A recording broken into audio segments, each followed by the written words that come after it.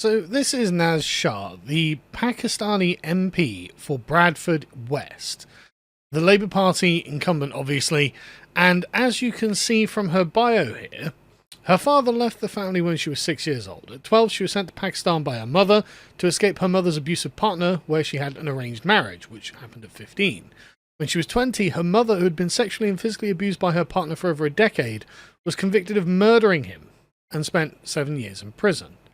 That's pretty harrowing, and it goes to show the level of abuse that happens to Pakistani women in the Pakistani community. This is not new, and I could go into a much greater detail on it, but I won't do it now because I've got something else I want to talk about, which is the fact that somehow Naz Shah has found herself to be the victim of the grooming gangs, and I find this quite abominable. Because really, one would think that rather than showing solidarity with the Muslim men who raped, pimped, beat, tortured, drugged and trafficked the vulnerable English girls, she would in fact find solidarity with the victims instead, since she herself is one. And yet, you may remember back in 2017 where she was caught liking and retweeting a message from an Owen Jones parody account. Now, you can see here that it was, at the time, made to look very much like Owen Jones's account. It was labelled as a parody account, though, but you can see how it read there, because the person who runs it posted this, so we got to see it from their notifications. Those abused girls in Rotherham and elsewhere just need to shut their mouths for the good of diversity. She had liked it, and she had retweeted it. Now, she undid this, deleted this, and said, oh, well, that was an accident. But the thing is, she's never apologised for it. And people were like, right, okay, we're not sure it is an accident. We think, actually, that the accident is that you got caught, because it seems to everyone that Naz Shah thought that this was really something that Owen Jones had said, and she was prepared to follow his lead on this. And she has also been against the idea that there should be an inquiry into the grooming gangs. As you can see on the voted against the amendment, a lot of Labour MPs, but also Naz Shah for Bradford West. I mean, all the Labour MPs, frankly, it seems, voted against. It's just Labour, Labour, Labour, Labour, Labour. Probably the odd Lib Dem in there as well, because, good God, there's no amount of traitors in our parliament. She voted against it. Why would she vote against it? Why would she be in defence of the men in the Pakistani community who have been drugging, raping, pimping and abusing English girls? What is there for her to gain? Why ought they have shut their mouths for the sake of diversity? And this is a question that many people have put to her. In fact, her reputation has been basically destroyed by this accidental like and retweet. And she recently came out and said, oh, right, okay, I'm the real victim here. And actually, a lot of people aren't buying it. She says, this has gone beyond abuse. Now it's dangerous. If it doesn't stop, how will it end? In 2017, I shared a post by accident, a genuine mistake, deleted within minutes. Yet for 8 years, hate-fueled lies and misinformation have spread relentlessly with no end in sight. Well, the thing is, if you did accidentally do that, you would always be able to say, oh, I'm really sorry. I'm sorry that that was the case. I thought it said the opposite of that. I thought it said, for the good of diversity, we need to prosecute the Muslim rape gangs who come from the Pakistani community who have been preying on white girls because these gangs are intrinsically racist. And let's be honest, that's probably doing a lot of damage to community relations, so it's probably not doing much good for diversity, as it were. But she didn't say that. What she then did is say, I'm the victim, actually. Now, obviously, don't send her insults, don't send her threats, don't send her blah, blah, blah. And if you do, you will be convicted because, and rightly so, you will be convicted for threatening her or something like this. This is just obviously not the thing to do. You just have to know that these people exist and know the way they are. Because again, I come back to, this is a perennial opinion in the Pakistani community. For example, one victim of the grooming gangs in Rotherham, as Charlie Peters reports, said that she was told that is what white girls were for. As in, to be raped and trafficked by Muslim men when she's 14 and various others. This is the sort of thing that they say.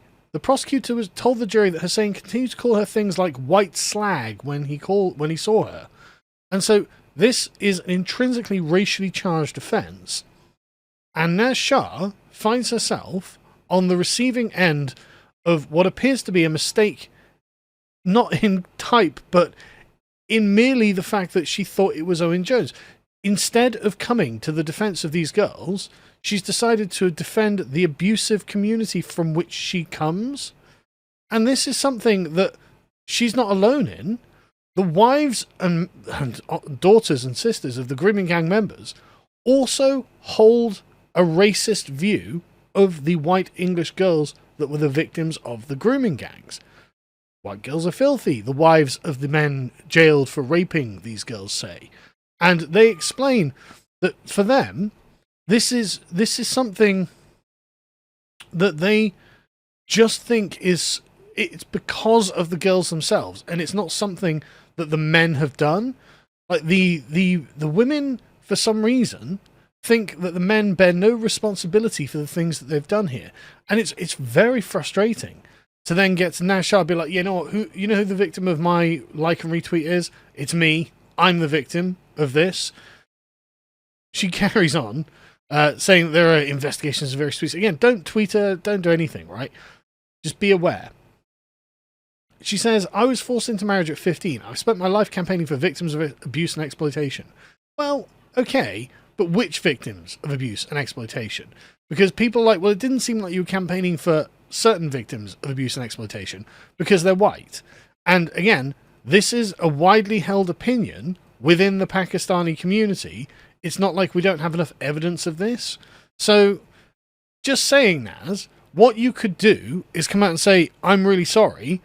You know what I'm not going to do is vote against the inquiry into grooming gangs. I think that actually the bad people in the Muslim community, in the Pakistani community, of which I'm sure that she knows a few, in fact, those people need to be held to account. And this would be better for everyone, because I do think that Naz Shah is the victim of the men in her community, as I think her mother was the victim of the men in her community. Because I think, actually, there seems to be a problem with many of the men in her community.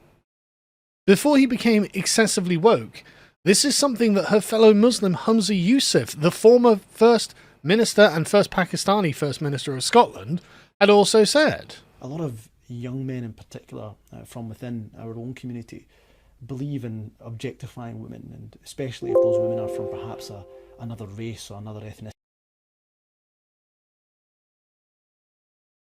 This is something that her fellow Pakistani Muslim Humza Yousaf said back in 2012. Before he was the first Pakistani First Minister of Scotland, he said that there was a problem with it too. A lot of young men in particular from within our own community believe in objectifying women, and especially if those women are from perhaps another race or another ethnicity. It's not like we don't know.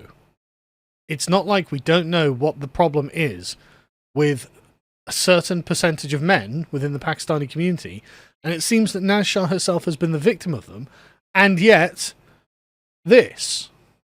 And for some reason, and I'm prepared to agree with her that it was definitely a mistake that she retweeted this, but why is it? I would never condone such crimes. We know. Then apologize. You just have to apologize for what seemed to be you knee-jerk, tribalistically defending the community that has abused you and tens of thousands of vulnerable English girls. Like, you should be where Humza Yousaf was there and saying, no, something needs to be done about this abuse that appears to be rife in our community. Something needs to be done. But instead, you haven't apologized. You are still going on about how you're the real victim of this. And it's like, I'm sorry, I don't agree that you are. I just don't agree that that's the case. I think that you've made your bed and you are now lying in it. And again, you could apologize at any time. And it's because you haven't apologized that people are still going on about this. All I'm saying is that it seems to everyone that you were being very tribal, and in a fit of being very tribal online, you decided, it's my job to throw myself in front of the bullet and save the Pakistani Muslim community from the poor abused girls who will end up going public with all of this. And you realized, oh no, wait, that's not the right thing to retweet. But you didn't do anything else, did you? You played the game, you stayed on side, and now you're saying that you're the victim. I'm not buying it, frankly.